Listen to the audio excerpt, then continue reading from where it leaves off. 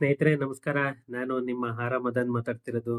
ಇನ್ನು ನನ್ನ ಚಾನಲನ್ನು ಯಾರೆಲ್ಲ ಸಬ್ಸ್ಕ್ರೈಬ್ ಮಾಡ್ಕೊಂಡಿಲ್ಲ ಪ್ಲೀಸ್ ಸಬ್ಸ್ಕ್ರೈಬ್ ಮಾಡ್ಕೊಳ್ಳಿ. ಮತ್ತು ಯಾವುದೇ ವಿಡಿಯೋ ಆಗಲಿ ಕೊನೆವರೆಗೂ ನೋಡಿ, ಯಾಕಂದರೆ ನೀವು ಮಧ್ಯದಲ್ಲೇ ಕ್ವಿಟ್ ಮಾಡೋದ್ರಿಂದ ನಿಮಗೆ ವಿಷಯ ಪೂರ್ತಿ ಏನು ಅಂತ ಗೊತ್ತಾಗಲ್ಲ.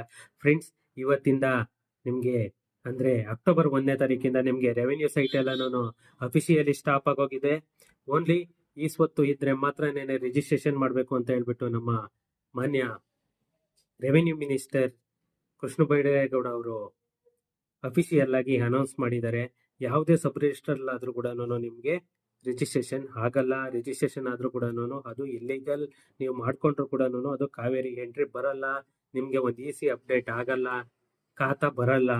ಅದರಿಂದ ನೀವು ರೆವೆನ್ಯೂ ಸೈಟನ್ನು ಆದಷ್ಟು ಅವಾಯ್ಡ್ ಮಾಡಿ.